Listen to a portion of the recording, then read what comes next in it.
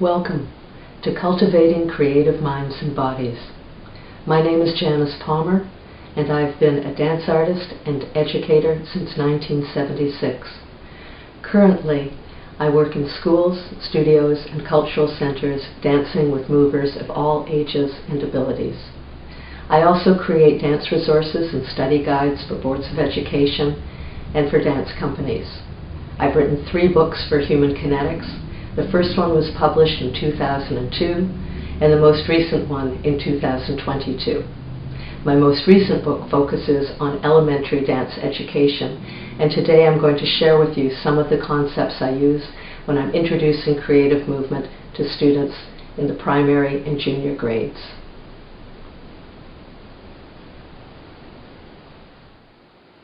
Observation.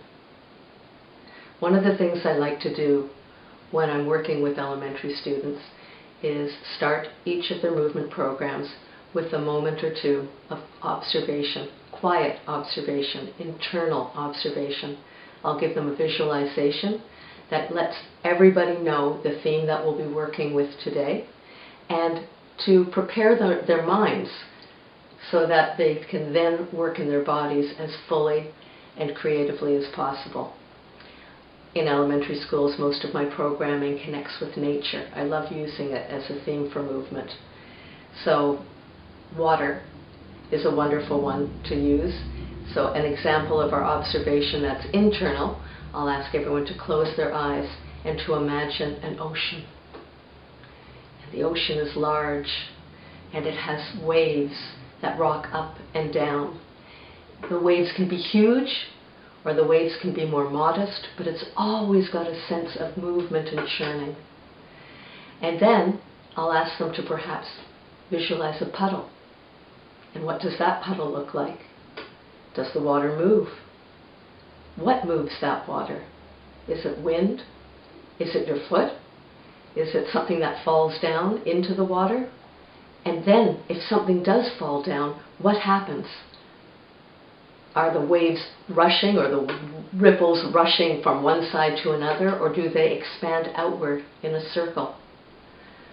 So we'll compare a number of different waters, rivers perhaps, lakes, waterfalls, and I'll just be asking the students to imagine what they look like, how they feel, how they sound, and the way that the water moves.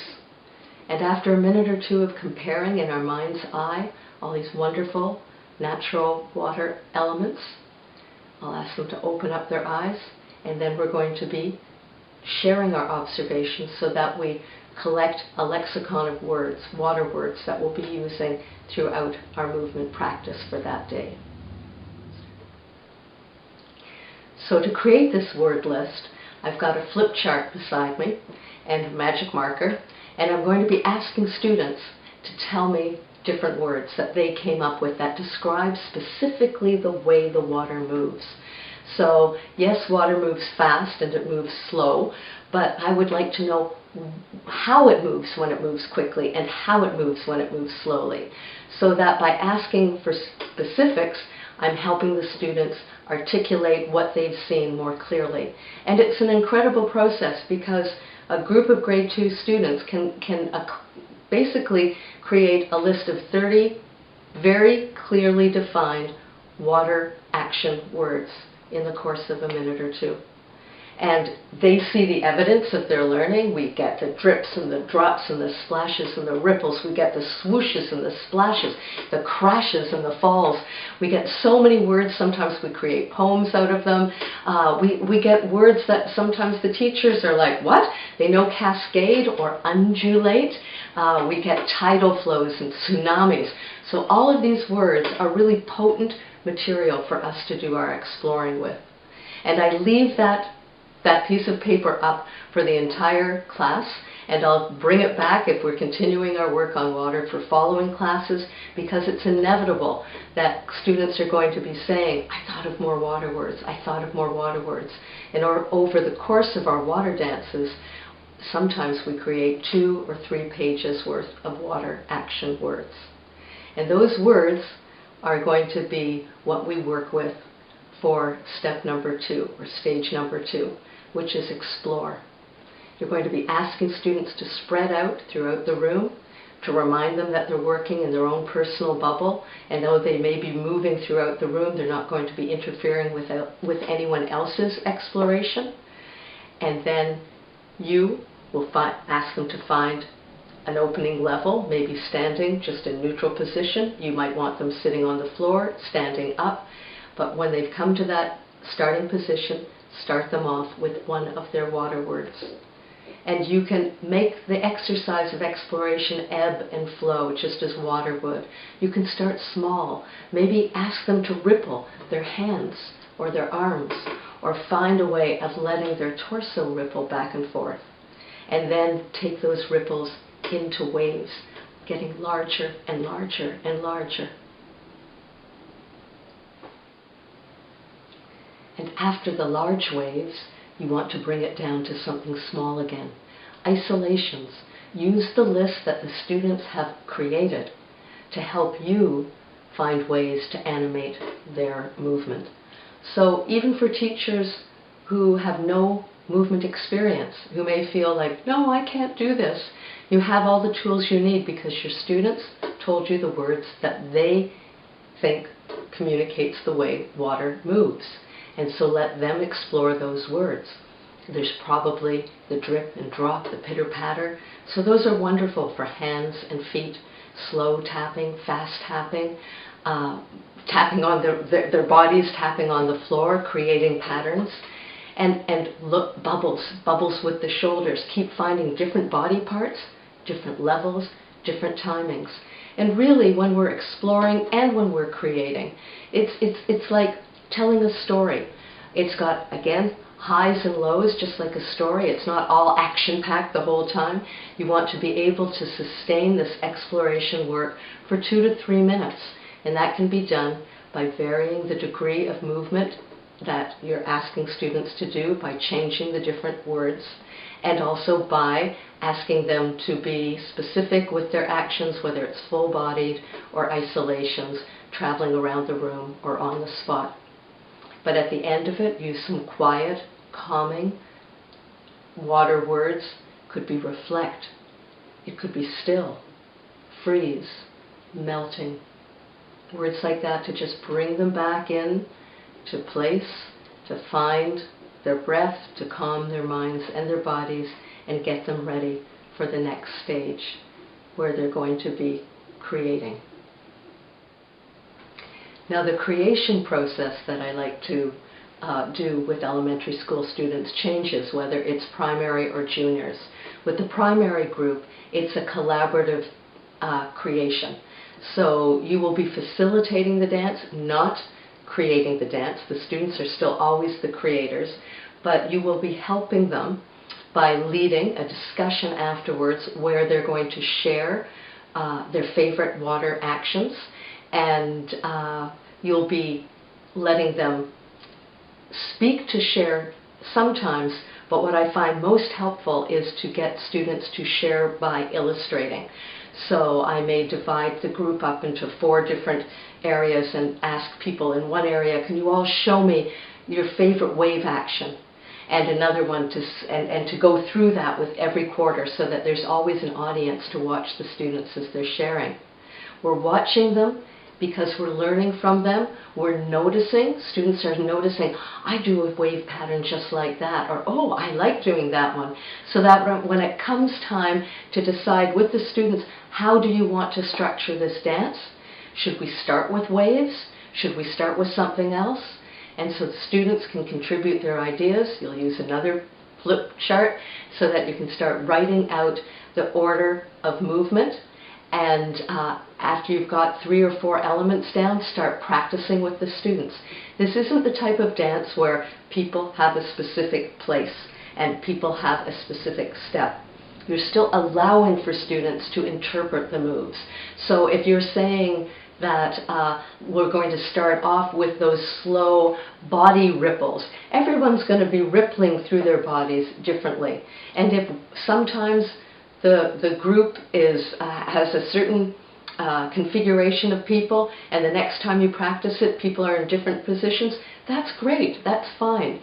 And because these are dances where because everyone knows what we're doing and because we're connecting with nature, it isn't about being systematic and precision-oriented, technically oriented all the time. They are developing technical ability and facility. They're developing ways of understanding how they can move beside other people and how they can communicate ideas as they're doing this. And that's the focus. So as you're sharing, they're sharing ideas. You may start off with those ripples. You may decide, oh, we're going to be waves then charging out. So just for safety's sake, you may even say, should you all be moving at the same time? And maybe they'll decide that people in this area move first, and then another area, and then another. And then maybe they become a whirlpool. Maybe they decide that they all freeze and melt, and freeze and melt, and freeze and melt. And as I said, after 3 or 4 actions, practice it again, and practice it again so that everyone feels confident doing that section. And then you can keep going, keep moving on. Go through as many action words with as much time as you have to do the creation. And then you can do the next step, which is observe. And that's to divide your class in half. And because everybody can do the dance, regardless of where other people are in the class, people can watch each other doing the dance. They can perform the dance for each other. And then they'll be ready to talk about what they observed internally, externally, in their reflections. Now, creation is different with older students. They've done the exploration and the observation that the younger ones have done. But now when they come together to just share a little bit about their exploration, what you're wanting to do is you're wanting to be aware of some of the movements that really resonated with the students. So when you're asking them what was their favorite water move, so what did they find was most effective in communicating the idea of fast water and slow water, so all of these different moves, you're listening to what they're saying, and then from that you're going to be creating a very simple list of required ingredients that you want them to have in their dances. You're going to be inviting students to work in small groups, 5, 6, or 7 people in a group, and that together those students will be collaborating to create their interpretations of the required elements. So these required elements or ingredients to their dance, it can be something as simple as waves, that you'd like to see them do wave movements on the spot, wave movements in creating a pathway through space, and a third kind of wave movement that is up to them. You may then ask them to show water moving in a very aggressive way, and that for some of that you'd like to see some leaps or jumps, and that you'd also like to see water performed in a calm way. And they can make decisions on how they do that. So it's a very open list of requirements, but at the same time, it gives them something to focus on and target towards. They maybe have 15 minutes to create this, depending on how your class is set up. Let them know how long they have to create. And that way you can also say, you don't really need the dances to be longer than, let's say, 36 beats or 30 seconds. That's an awful lot. So give them the time requirements. Remind them that one of the main objectives in the creation is that they're working together. And if they have disagreements, to not let it escalate, to come to you as the teacher. But hopefully, if they go with the idea that since everyone's done that long exploration, everyone has ideas. So that way no one person has to become the leader, and no one's going to be sitting out going, I don't know what to do. They know what to do. They've got a very clear idea of water and all of its degrees of movement. And if each student in each group contributes an idea, then normally the ideas accumulate very quickly and they've got to dance. Again, anytime there's a disagreement, they should come to you for help, but hopefully they will agree to support each other, and that's something you really want to say, that this is about supporting other people's ideas. It may not be your favorite idea, but that's okay. Support it. It's wonderful. Being icy cold water may not be your favorite way of experiencing water. When it's time for your movement suggestion, you can be as bubbly and warm or as jumpy as you wish. So they're working in their groups and they know the requirements that they have to add. You can also suggest that people don't have to work in unison all the time. And that's a great option to allow them, because there's going to be a time when unison is really strong and important, but also a time where people, let's say, who are very confident with their movement ability, they may be the ones who are leaping and jumping, whereas other people who are a little shyer with their movement or less confident, they might be the ones who are presenting the slower, calmer. And it's not to say that people should be standing off at the side when these things are happening. Please ask them that they are always on. Everybody is always participating, but that they can do different actions at the same time. So it just allows them more options of creativity, to work, to collaborate, to find ways that together they can become bodies of water. For the older groups, they're sharing one at a time. So it becomes a little bit more formal, and for those people who are novice movers, perhaps a little bit more intimidating. But ask each group, one at a time, to come and present their water pieces. And there are several ways of going about the presentation format. If the groups are all very supportive and are actively engaged in watching each other, then I suggest that we watch them, being supportive, quiet audiences, showing our appreciation afterwards, and then just immediately go on to the next and save our comments for later. But if it's a class that isn't really sure how to be a supportive audience, I give them some direction. And that direction isn't by saying, don't talk, don't fool around. It's by telling them what I want them to look for. So the first group will come up and I'll say to the people who are watching, I'll say, now for this dance, what I want you to do is to notice their opening position, notice their closing position, and be able to tell me how it changes, what's different about it. So they'll watch the dance, we'll show our appreciation by clapping, and then I'll ask the audience, who remembers their opening position? Who remembers their closing position? How did it change? How can you describe that? Why did it change? Was there one moment in the dance where it really altered the spatial relationship between them? So we'll spend a moment or two talking about what we remember about the dance, and then I'll ask another group to come up. And I will ask, each time there's a new group, I will ask students to be looking for different things so that nobody can become complacent.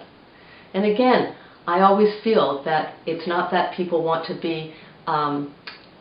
distract their classmates or want to communicate that they're not supportive and that they're not interested. They just may have never been in a live audience situation. And watching things on computer or watching things on your phone or television is a very different event than watching people live. So that it's my job to just help them, support them so that they can be actively engaged and be really great viewers. And we need to be viewing, we need to be watching fully with our minds, because the next step, when we're going to be communicating back to our classmates what it is that we saw when we're doing our external reflections, we need to be able to be present, to be articulate, and to be positive and supportive. And after sharing comes reflection, internal and external. The older students will have watched each other's dances, and then it's time for them to reflect on what they saw and to share their feelings, their responses to what they saw with their fellow students. And just as I gave guidelines for how audience should watch the dances, or gave them an idea of what to look for, I give a few guidelines on how to speak, how to share when we're doing these external reflections. For example, I'll say, let's not use words such as like and dislike, and instead try to find ways to communicate how you felt while you were watching a specific action or phrase in the dances. So students might say, it was really exciting when the dancers ran towards each other and jumped into these big splashes. It was like the waves coming together and crashing. Or it was dizzying when I watched people running and running and running around in circles, creating a giant whirlpool. And that way, when the speaker is being specific, the creators know specifically where they have moved the audience. And as dancers and as dance creators, that's what we want to know. And it's okay if someone says, well, I was confused after, let's say, after the giant tsunami came and everything softened and dissipated, which I understood, but then something else was happening low down and I wasn't sure what was going on. So when the comment is like that, the creators then know that this is something that if they were to have time to revisit it, and in many of my programs we'll keep building and building on these creations until we have like a big piece that we feel encompasses all of our ideas about water, let's say. So that group would go back and try to figure out how can we be more articulate in our movements? What is it that we're trying to communicate, and how can we communicate it better? And the younger ones, the primary students, they also get to do external reflections because they've got to do something that's quite wonderful, which is watch other people dance the dance that they helped create. Because everybody in the class created the dance, and at first you're doing it with everyone, but then there's that time where the class is divided into two groups, let's say 2 or 3 groups, and each group presents to the others. So that the primary students get to see what it is that they helped create. They get to see what they themselves have been performing, and they also get to deal with the really interesting, kind of exciting experience of going, when I was doing that part in the dance, I felt one way, but when I was watching it, I felt another way, or it communicated differently from what I thought it was. And that's a fantastic thing to experience, because that kind of duality exists in so much of the world, both inside as human beings and in nature. And for them to experience it, it's a wonderful revelation. Then, from experiencing inside how we were feeling about other people's work, we also get to reflect upon the process. And that's where the journaling comes in, where students get to write about how they felt doing the exercise, and or how they felt. I can ask them a question, let's say, that will direct them towards talking about the experience. I might ask them to equate themselves with one way of water moving and how they relate to that, how it responds to who they are inside. And having a way to communicate with oneself, to reflect upon one's experience, is what makes journaling so potent and so important for young people.